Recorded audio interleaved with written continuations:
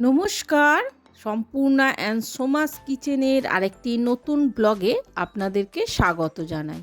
আজকে আমার রেসিপি হলো গাজরের হালুয়া, যেটা খুব সহজ পদ্ধতিতে আর সহজ উপায়ে আপনাদের কাছে আজকে আমি তুলে ধরব। চলুন আসল রেসিপিটি দেখে নেওয়া যাক। এখানে আমি 1 কিলো গাজর নিয়েছি। আমি এখানে অরেঞ্জ আর লাল দু রকম রঙেরই গাজর নিয়েছি মিলিয়ে। তো সেই গাজরগুলোকে আমি ভালো করে ধুয়ে একটা গ্রেটারের সাহায্যে ঠিক এইভাবে সরু সরু করে আমি গ্রেট করে নিয়েছি। দেখুন কতটা পাতলা আর মিহি আমি এইভাবে গাজরগুলোকে আমি গ্রেট করে নিয়েছি। আমার 1 কিলো গাজর গ্রেট করা হয়ে গেছে।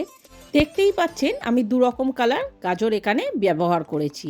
এবারে গ্যাসে একটা কড়াই বসিয়ে তার মধ্যে আমি 2-3 চামচ ঘি দিয়ে দেবো। ঘিটা যেই একটু গরম হবে সেখানে আমি সেই গ্রেট করে রাখা গাজরগুলো পুরোটাই এখানে আমি ঢেলে দেব।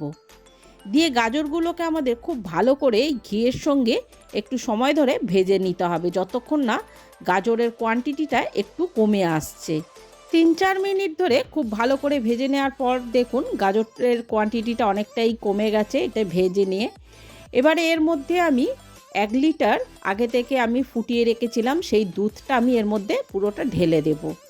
দিয়ে এবার খুব ভালো করে গাজরের সঙ্গে দুধটা মিশিয়ে দিয়ে এবার গাজর আর দুধটাকে একসঙ্গে ফোটাতে হবে। যতক্ষণ না গাজরগুলো সেদ্ধ হচ্ছে আর দুধটা ফুটে একদম কমে গেছে ততক্ষণ আমাদের এটাকে ফোটাতে হবে।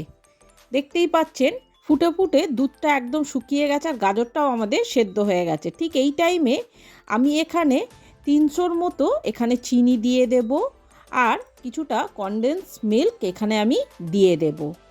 এবার এইগুলোকে খুব ভালো করে আমাদের মিশিয়ে নিতে হবে গাজরের সাথে। খুব ভালো করে মিশিয়ে আরও আমাদের 5-10 মিনিট খুব ভালোভাবে নাড়াচাড়া করতে করতে এখানে দেখুন চিনি দেওয়ার ফলে আরও কিছুটা জল জল হয়ে গেছে। এটাকে পুরোটাকে আমাদের শুকনো করতে হবে। এর মধ্যে আমি সামান্য একটু নুন দিলাম মিষ্টি ব্যালেন্স হওয়ার জন্য। এবার সমানে নাড়াচাড়া করতে করতে আমাদের এটাকে পুরো শুকনো করতে হবে। এই টাইমে আমি কিছুটা এর মধ্যে কাজু কিশমিশ মিশিয়ে দিলাম। কাজু কিশমিশটা দিয়ে খুব ভালো করে এবার এগুলোকে আমাদের একসঙ্গে মিশিয়ে এইভাবে সমানে নেড়ে যেতে হবে যতক্ষণ না পুরোপুরি এটা শুকনো হচ্ছে। তো বন্ধুরা, আপনাদের যদি আমার এই রান্নাটা ভালো লেগে থাকে তাহলে অবশ্যই আমার চ্যানেলটি সাবস্ক্রাইব করে একটা লাইক, কমেন্ট আর শেয়ার করে দেওয়ার অনুরোধ রইল। এবার যখনই হালুয়াটা শুকনো হয়ে এসেছে এবারেই কিছুটা এখানে আমি এলাচের গুঁড়ো দিয়ে দিলাম। আর এখানে আমি বন্ধুরা একটা জিনিস স্কিপ করে গেছি, যেটা আমি ভিডিও করতে ভুলে গেছি। এখানে এর মধ্যে আমি 100 গ্রামের মতো খোয়া ক্ষীর দিয়েছিলাম, সেটা আমি রেকর্ডিং করতে ভুলে গেছি। এটা আমার মিস্টেক হয়ে গেছে বন্ধুরা, তার জন্য আমি ক্ষমা চেয়ে নিলাম। এবার সব কিছু মিশিয়ে দিয়ে একদম শেষে 2 চামচ ঘি দিয়ে এর মধ্যে মিশিয়ে খুব ভালোভাবে মেশানো হয়ে গেলে আমি গ্যাসটাকে অফ করে দেবো। আমাদের গাজরের হালুয়া একদম রেডি হয়ে গেছে। তাহলে বন্ধুরা দেখুন কত সহজভাবে আর কত ঝটপট আমরা গাজরের হালুয়া রেডি করে ফেললাম। এটা দেখতে যেমন লোভনীয় হয়েছে, খেতেও কিন্তু দুর্দান্ত স্বাদের হয়ে থাকে। তাহলে বন্ধুরা, এই শীত থাকতে থাকতে এই সময়ই গাজরের এই হালুয়াটা একবার হলেও আমার এই রেসিপিটি দেখে করে দেখার অনুরোধ রইল।